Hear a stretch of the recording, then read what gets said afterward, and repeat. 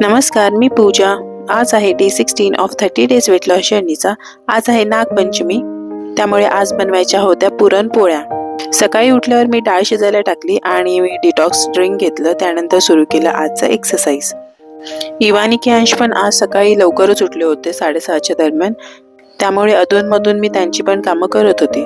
आज 2-3 दिवस झाले आम्ही वॉकला नाही गेलो, कारण तेवढा वेळच मिळत नाहीये. आणि आता 2-3 दिवसात शिफ्टिंग देखील आहे, त्यामुळे सगळं सेटल झाल्यावरच प्रॉपर रुटीन सुरू होईल. असो, आज एक्सरसाइज झाल्यानंतर मी बनवलं होतं पुरणपोळ्या आणि त्यासोबतच केली होती आमटी, भात, भजी, पापड, सर्व काही.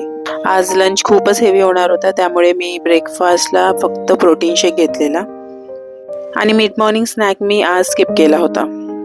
आज एक्सरसाइजमध्ये मी जम्पिंग जॅक्स, हाय नी क्लॅप्स या गोष्टींवर फोकस केलं होतं आणि आज मी 45 मिनिट्स वर्कआउट केला होता. एक्सरसाइज झाल्यानंतर मी गेले होते किचनमध्ये सगळं आवरावर करायला.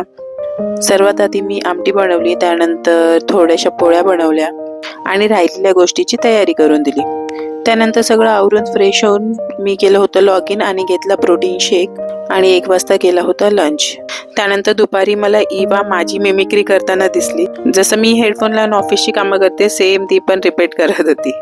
तर असा होता आजचा दिवस. ठीक आहे, भेटूया उद्या. Bye, good night.